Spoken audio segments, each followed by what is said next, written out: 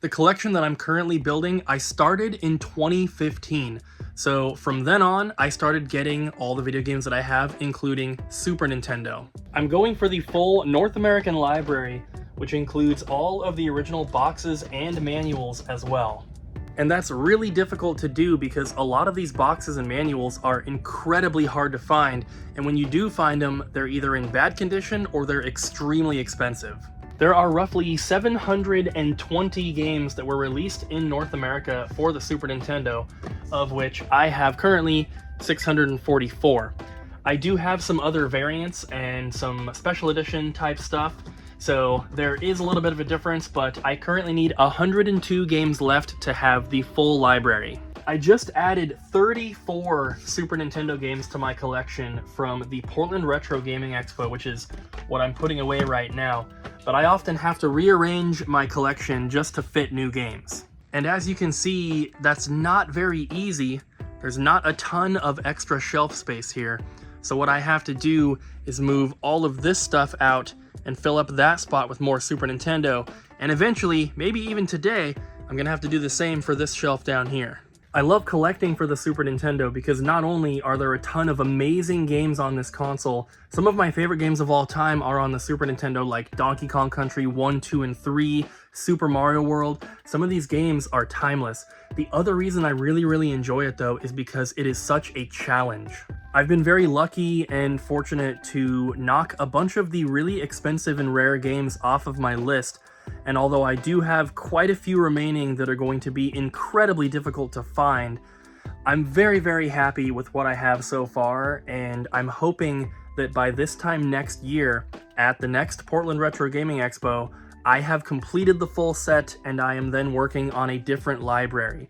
This is the most expensive and most challenging set that I have ever tried to work on, but like I said, I'm really lucky and fortunate that I got some of these hard to find games early on before the prices got as crazy as they are now. One of the aspects that I find really fun about collecting video games is exactly what I'm doing here. I often have to rearrange things and move things around in the game room to fit the new stuff that I'm adding to the collection, and I actually think that this process can be very fun. I enjoy figuring out the best way to display items, and I think that it's just a lot of fun to make it my own. No one's game room looks the same, and I think that that's a really cool aspect, and so anytime I have to rearrange stuff, it can be kind of a pain, but I find it enjoyable because finding the perfect way to display my items and organizing things and setting it up in a way that is appealing to me is a lot of fun. I hope that the fact that I'm still collecting video games and making videos like this, 13 years later, shows that I really do enjoy and love collecting video games. And one of the big reasons is that I can do it with my friends. I love game hunting with everyone, and it is so much fun for me to collect in the way that I do. I obviously don't have time to play every single game that is in the collection. It is kind of my goal to eventually one day, when I do have time, to play a lot more of this kind of stuff. But for now, the aspect of collecting that I get the most enjoyment out of is hanging out with my friends.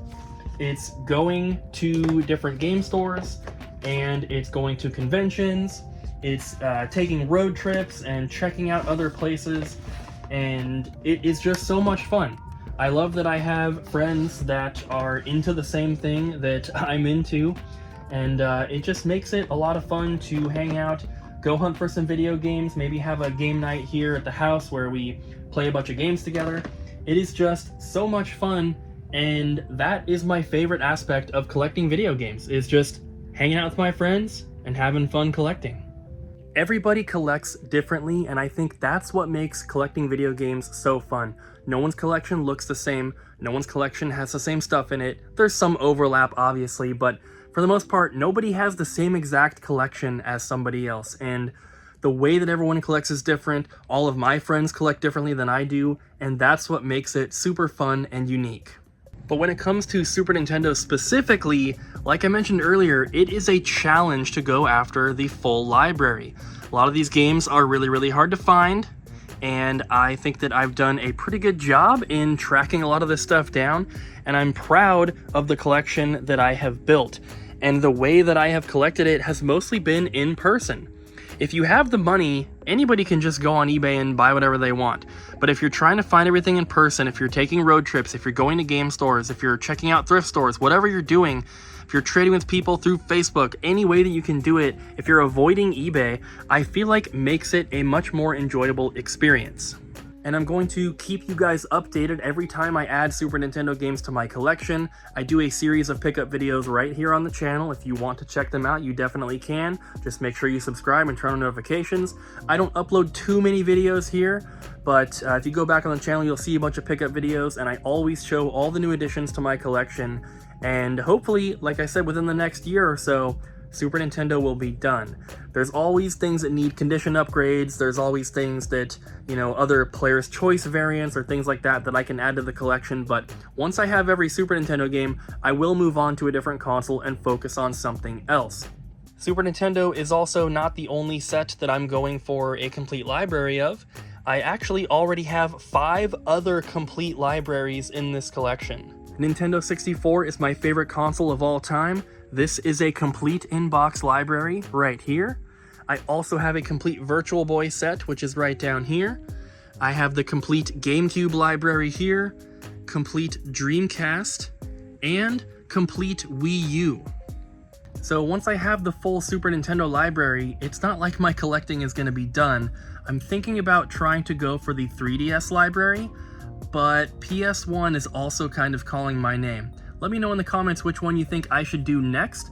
I'm closer on 3DS, but I do have most of the heavy hitters on PS1 already. So thank you guys for listening to me ramble a little bit about collecting Super Nintendo stuff. It is really fun, and I love sharing my collection with you guys, so I hope that you enjoyed this video. And I don't know how much, informational value there was in here, but hopefully you got something out of it. Thank you guys so much for checking it out, and I'll see you in the next one.